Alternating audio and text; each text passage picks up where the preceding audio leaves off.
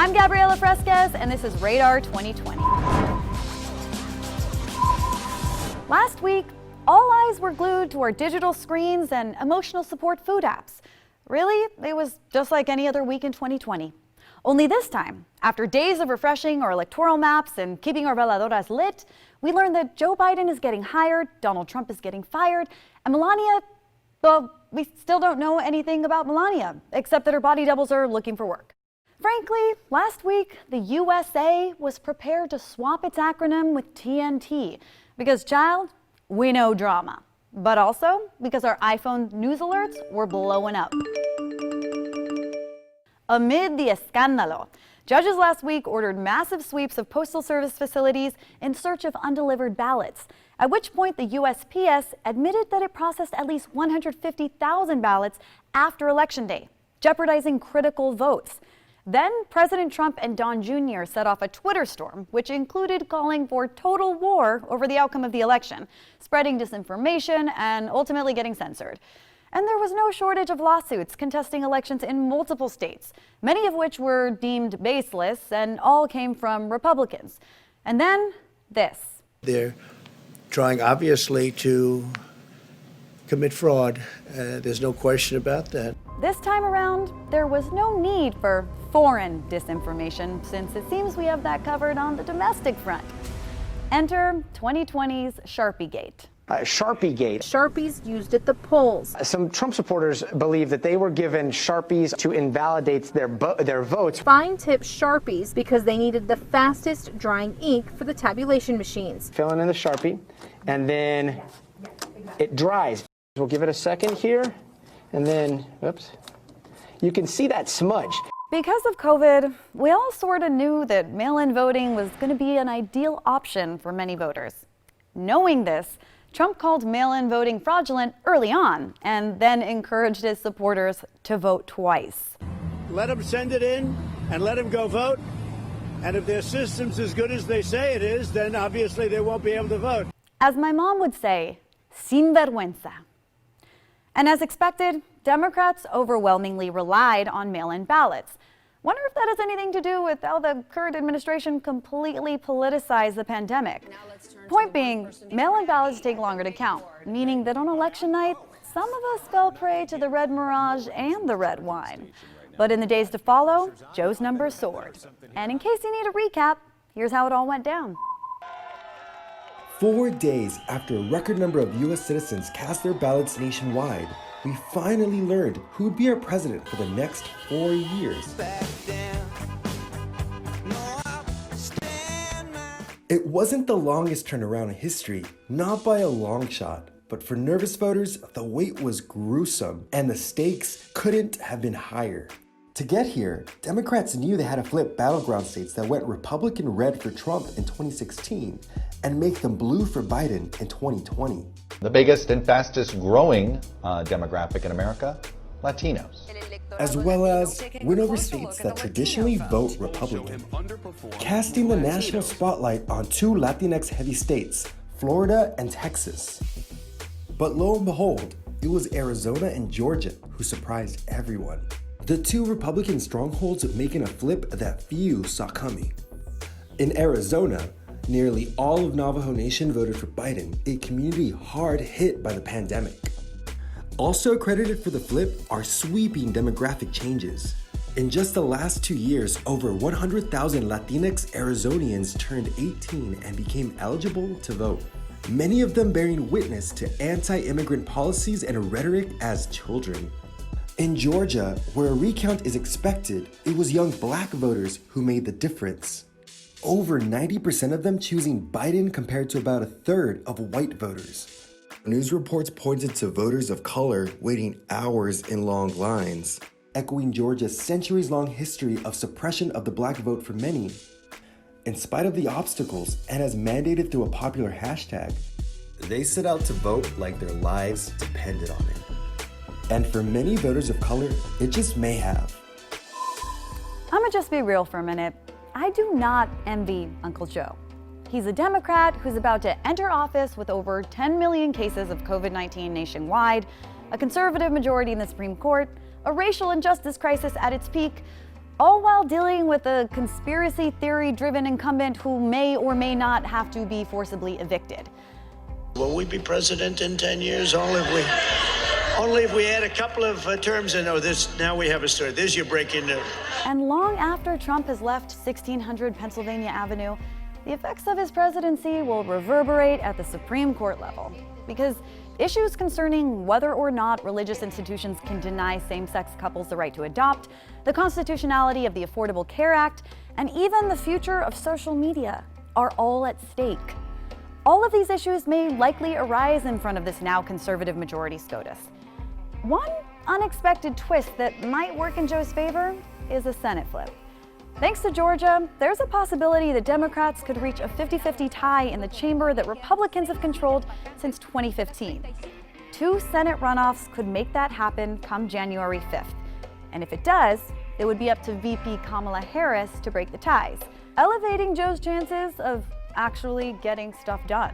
Maybe RBG's Mike Pence fly brujeria is still working its magic. And speaking of women who've decimated glass ceilings, 2021 will be a historic year, starting with California Senator Kamala Harris becoming the 49th U.S. Vice President, the first Black VP, the first Asian VP, and yes, the first woman VP. We did it, Joe.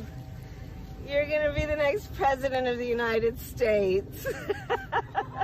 And proving that Ginsburg's legacy isn't far from anyone's minds, women elected to Congress are also making herstory. 2020 didn't quite deliver the blue wave that many predicted. Instead, though, it's ushering in a pink wave come January. At least 137 women will be taking seats in Congress, breaking the previous 2019 record. Here's what that'll look like. At least 24 women will serve in the U.S. Senate and 113 in the U.S. House of Representatives, including 45 women of color. I want Washington to know that the American Latino community is not the caricature that they have painted in the media. And while some races are still too close to call, we know that at least 103 Democrat and 34 Republican women will play major roles in reforming Capitol Hill's Boys Club image.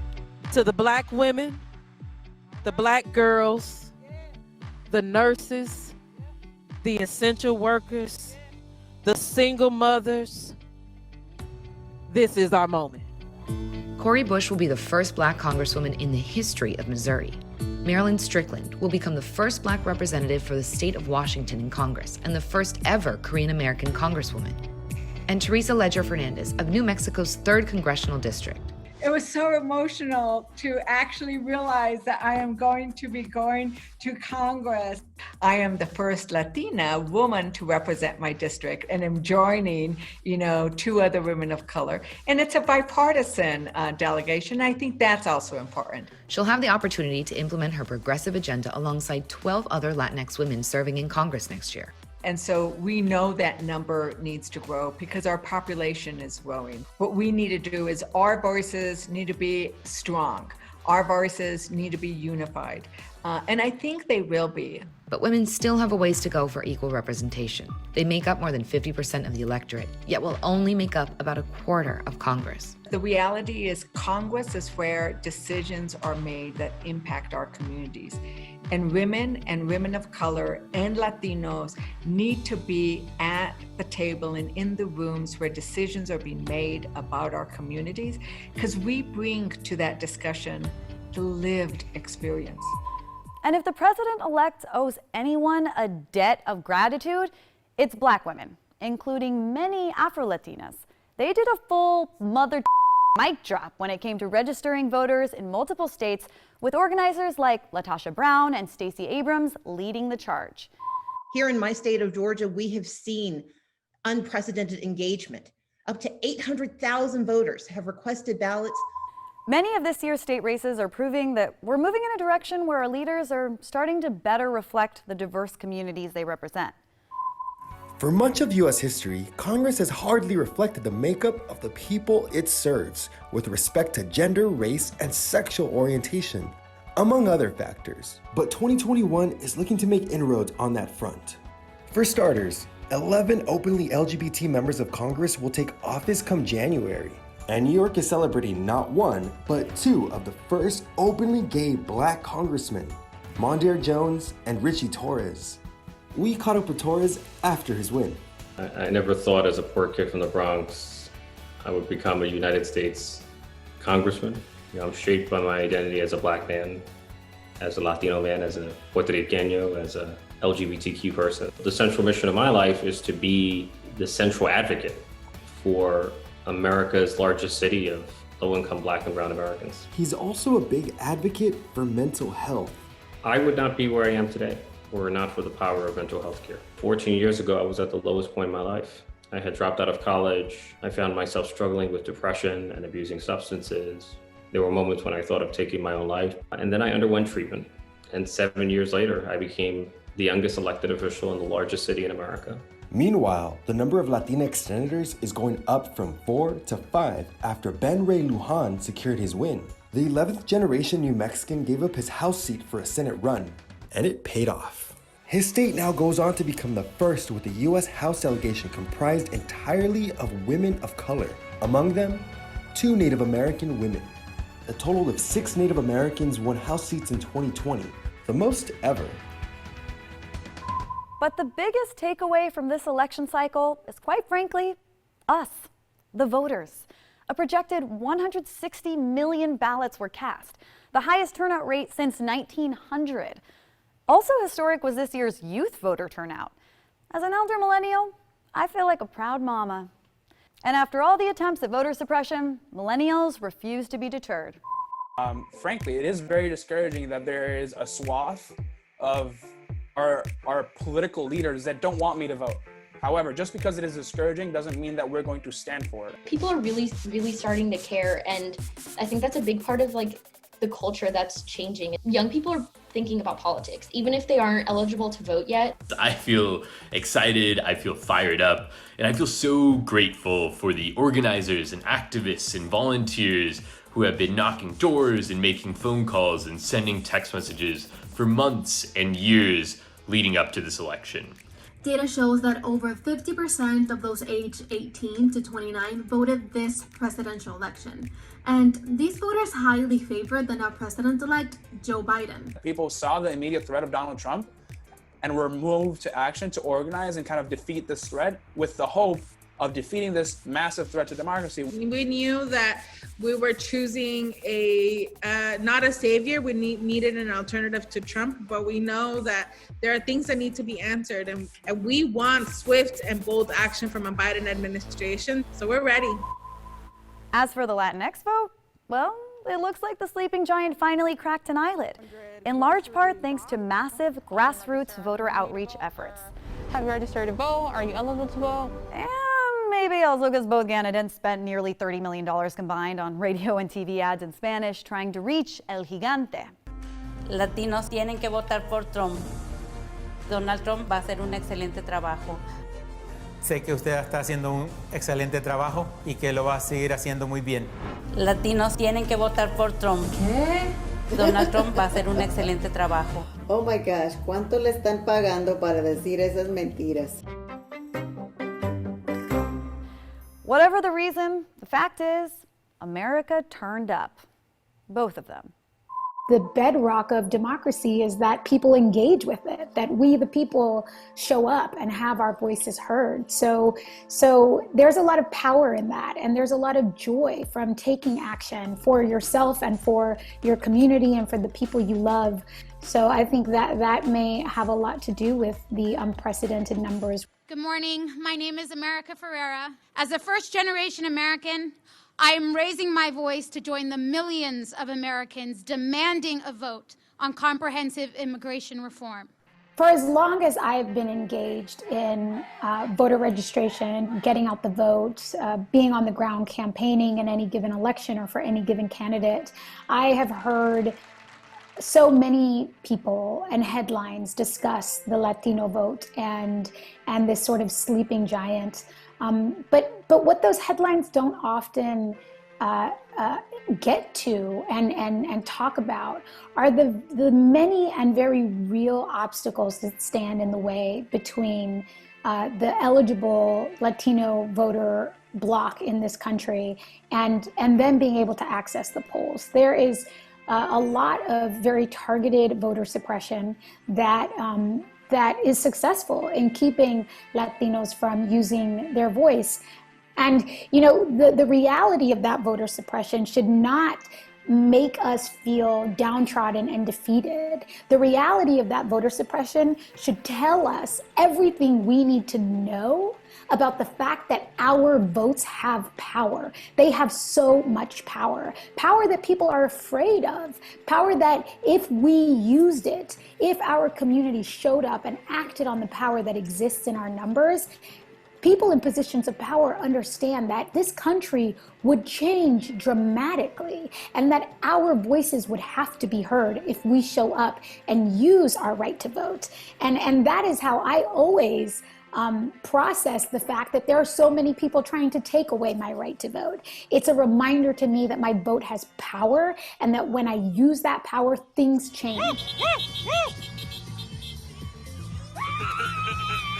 I didn't always understand, what role being Latina played in my life. And that has changed and shifted as I have grown older and connected to my Latina identity in different ways. And every time I feel like, I know, what it means to me, it changes into something else. But I will say that what it has always done is give me a sense of empowerment.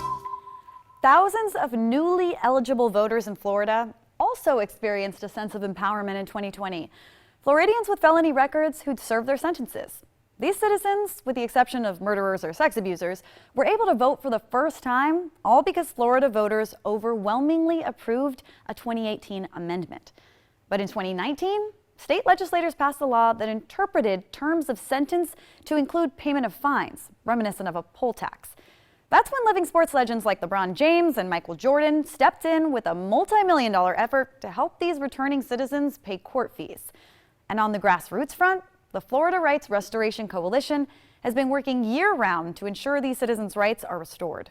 The Florida Rights Restoration Coalition was originally created to address felon disenfranchisement policies in Florida. But since then, we have really developed into an organization that's been led by people with previous felony convictions, as well as those who have loved ones that's been impacted by the criminal justice system. So in addition to voting rights, we also advocate for criminal justice reform, as well as reentry and humane treatment of people with felony convictions. Just this year, in my home state of California, a majority of voters said yes to Proposition 17, as I'm sure you're well aware, and that will restore voting rights to convicted felons on parole there. So what was your reaction to this news? I was ecstatic, right? Because in 2018, a lot of the leaders in California, they traveled to Florida and they connected with Florida Rights Restoration Coalition. And so when Amendment 4 passed, right, that was part of their victory as well, because they played a role in helping it pass, and they got to see firsthand that directly impacted people can lead campaigns, can be strategists, and can remain at the center of a movement and be successful. Still, one of the most surprising group of unlikely voters in 2020 was the unprecedented number of Republicans who, in a total repudiation of Trumpism, abandoned their party to vote for Joe. Do you think it's too soon to start wearing red baseball caps again? It's never too soon as long as you've got the right logo on it. I suppose it's always okay. I'll just get right to it. Why did you and so many lifelong Republicans break away from your party? Well, I think that the clear and imminent danger that Donald Trump presented made us, or left us actually with no choice. This wasn't really an ideological fight. It wasn't about moderate versus conservative. It was frankly, I think, a fight for constitutionalism and a fight for the basic underpinnings of democracy. And so at a certain point, you have to say, it's not about my party, it's about my country. And the 8 of us decided to join in that effort and make sure that we were working to defeat Donald Trump, make sure he wasn't reelected. What would you say to young conservatives today who don't as it stands, feel that they have a place in politics? Well, what I would say is you don't have a party, but you do have a place.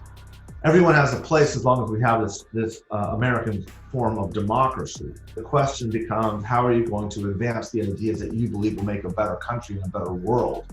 My advice to you is I would focus specifically on the issues that drive you the most. Forget the organization. Don't focus on your party. Eschew party loyalty. Be more loyal to your country, be more loyal to your values, more loyal to yourself, and find ways to advocate specifically for the issues, not the candidates and not the parties that you care about. Another unexpected turn was Arizona, with Biden becoming only the second Democratic presidential candidate since 1948 to win the state. But the fight to turn Arizona blue began long before this election cycle. Latinxs have been mobilizing since 2010, when Maricopa County Sheriff Joe Arpaio began dutifully enforcing SB 1070, a Republican-authored piece of legislation known as the Show Me Your Papers law that encouraged racial profiling of ethnic minorities. SB 1070 was painful, is painful. We continue to have it, and we continue to see that legislators continue to leave out the most vulnerable populations. In response to the state's draconian and discriminatory law, the organization known as Living United for Change in Arizona, or LUCHA, began a massive effort to not only strike down the law, but to mobilize and register voters. The unintended consequence of SB 1070 ultimately energized a new generation of activists. The big victory here in Arizona, the historic win, is our community coming out by the droves and demonstrating that our vote is powerful. And what our communities were able to do is, after 70 years, finally vote for a Democratic president, Joe Biden-elect, and Vice President Kamala Harris. And right next door, something that won't be changing, at least in my home state of California, is the status of gig workers as independent contractors. Voters said yes to Proposition 22, siding with companies like Uber and Lyft to deny drivers benefits by classifying them as contractors. And the gig companies spared no expense to ensure their victory, running a record $200 million campaign to deny workers employment, which sounds a lot like someone paying a lot of money to avoid paying a lot of money. How the prop was actually worded on the ballot. I mean, if you read it at face value, it's like, wow, yeah, I want to help workers, but like in reality, you're not, sweetheart, sorry. Coupled with the fact that there was this multi-million-dollar ad campaign paid for by Lyft, Uber, all these services, which is like always a red flag. Despite this decision, it does seem like most Americans were voting with the pandemic at top of mind. Because after 9 months of COVID-19 paired with 4 years of reality TV-style theater from our commander-in-chief, many seem to be turning to a new way to cope. Drugs. Last week, New Jersey, South Dakota, Montana, and Arizona legalized recreational marijuana. I wasn't really surprised knowing that in all states where ballot measures asked Americans to reconsider the legalization of marijuana, it won, mostly because the amount of people who use marijuana, whether it's legal or illegal on a daily basis, is exponential. I was super excited, I was ecstatic, I was cursing, but mostly I was really happy at the fact that, wow, like this movement is growing. This movement is getting bigger and more states are joining. And while the cannabis industry is dominated by white men, Latinxs are at the forefront of the movement to normalize it. It's such a beautiful, beautiful transformation to see how a collective group of folks who really worked for decades and decades to change the minds and re-educate consumers, we're now seeing the fruits of those labors. Social justice, social equity can win elections. And it's just going to be fantastic for a lot of those minority groups who were really at risk of getting arrested, who now have a business opportunity to enter into the space. And the folks who were arrested and had records are really going to see the opportunity to expunge those records as well, so that they can be open to education and housing and loans and things like that, that really folks who were not subject to arrest are able to enjoy. Not to be outdone, voters in Washington, D.C. decriminalized magic mushrooms, and Oregon became the first state to decriminalize methamphetamine, heroin, cocaine, acid, bath salts, Molly, LSD, salvia, all of the drugs. Pretty sure the slogan behind the drug measures in Oregon was drugs, because 2020. As stressful as elections may be for the stone-cold sober among us, we put a lot of emphasis on who's in the White House, when in reality, state legislatures are the ones responsible for local laws that have the biggest impact on our day-to-day lives. Look, my voting record isn't perfect, and I still couldn't tell you what a comptroller does, or what it is exactly, but I do know that local elections matter.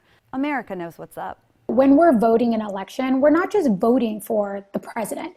We are voting for so many other elected officials and measures and propositions that arguably have as much, if not more, of an impact on our daily life. We're turning out to hire people to do jobs in our local neighborhoods, towns, cities, that are going to have a massive impact on our life and on our community.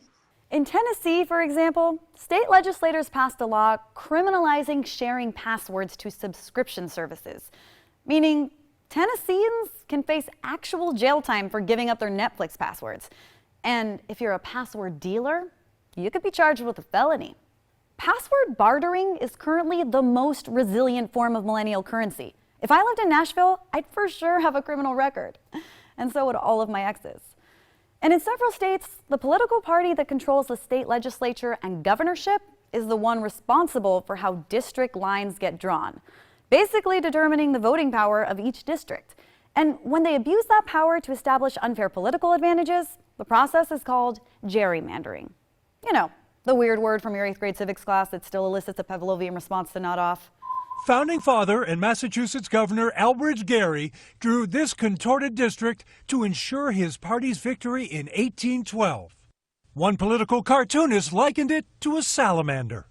From that day on, the practice of redrawing maps to find friendly voters has been known as gerrymandering. The process allows politicians to essentially choose their own voters. Both parties do it, and it's one of the ways we engage in the popular American pastime of undermining our own democracy.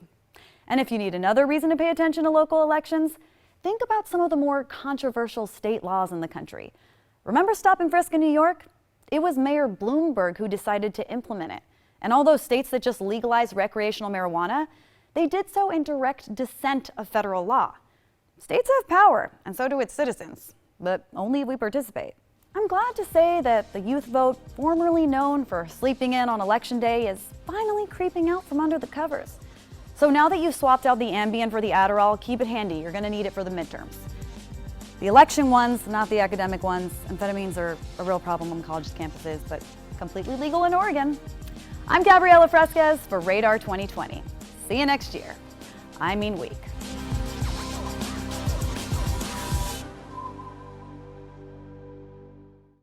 Thanks for watching Radar 2020. Please like, subscribe, and comment down below, and let us know what issues are important to you. But only the important ones, because the frivolous ones are like so 2019.